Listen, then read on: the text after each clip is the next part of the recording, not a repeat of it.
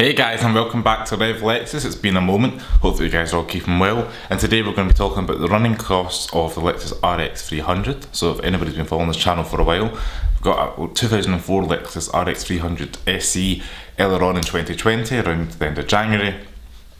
Kept that car all through this COVID lockdown period, and we sold it, I think, about 4 weeks ago now. And I just really thought it'd be a good time to get a video together to explain and kind of show how expensive or inexpensive these cars are to run. So you're going to find this video useful if you're actually thinking of buying a Lexus RX or the Mark II Lexus RX.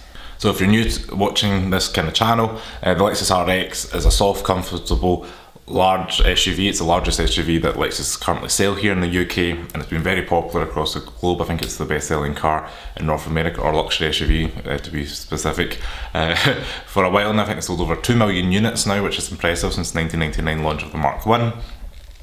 And straight into it, I managed to pick up the RX second gen when it was a beige and beige spec from SR Motors in Glasgow for just over £3,000. I think it was £3,100 or £3,200. I'll get the information out and double check. So yeah, I was right, it was £3,100 we picked the car up for in January to buy. Initially when we first got it, there was an issue with it. First day the engine light came on, took that back to the dealership or the garage, and they managed to fix whatever was going on there, and it also needed suspension bushes at the rear. So that was all done, MOT and service was all done by them. Moving on from there, obviously I had to get the car taxed, and MOT was done, so it was taxed and insured. So the VED, or the Vehicle Excise Duty, also known as car tax, is £325 here in the UK. I think it might have even went up to £330, just based on the other Lexus that's went up by £5 for this year.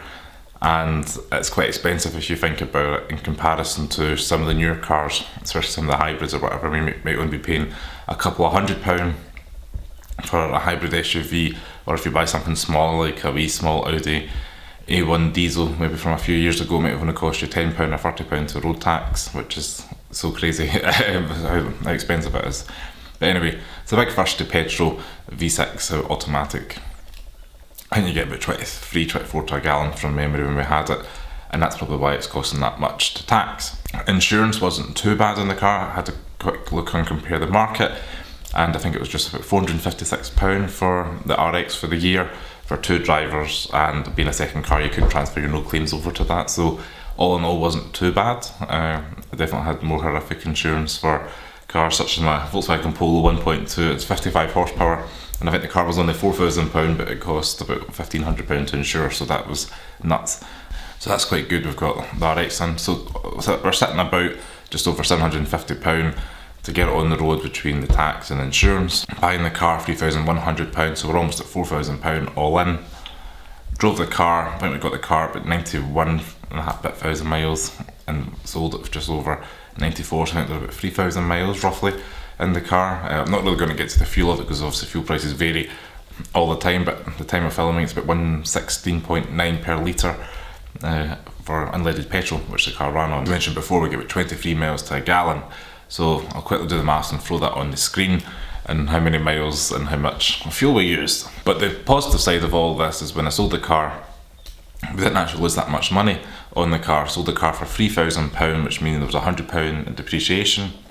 Also you get your tax back on the months you haven't used. So I got a cheque for about say £125 or something like that, because we used it for 7 months, which wasn't too bad as well. And obviously insurance, you get reimbursed for the months you've cancelled the policy, and per typical with all insurance companies you get a £50 admin fee. But anyway, I think £100 depreciation, which was not too bad. To try and think of another car you can run for 7 or 8 months and only lose £100 on, especially being kind of a high volume, low cost car. It's going to be quite hard to see what you could do with that, especially if you've got a new RX, for example. I think they're about £560 a month, so if you times that by the 7, that's about £3,500, for example, £4,000, just in renting the car for the 7 months, whereas it's only cost £100 really in depreciation with regards to the car, because you're still going to get your tax and you're still going to have to pay your insurance, so they kind of all write off. So with regards to depreciation is the same. So all in all, I'm going to put a grand total of, when we've sold the car, and grand total of obviously everything it's going to cost us in the car, and that way you can kind of see how much it would cost to run the RX. That's my experience, what I've learnt with the RX, and I'd recommend getting one if you're looking for a reliable, comfortable family hauler. It does compete with things like the BMW X5 and Mercedes ML, but those first generation X5 and ML are a bit unreliable, especially this day and age. Being in Scotland with all the rain and the rust, that's the biggest worry of them, and they're quite expensive to maintain. And these Lexuses have pretty bulletproof reliability. Obviously you need to well maintain them and keep them on the road, but overall they're pretty reliable SUV if you're going to be looking at an SUV, so I recommend picking one up. So I just want to say thanks very much for watching this channel. If you like this channel and you're a Lexus enthusiast, give us a thumbs up, subscribe to Live Lexus below, comment below if you've got any questions or if you've bought and you've got your own Lexus story, and I'll see you next video. Thanks for watching. Ciao.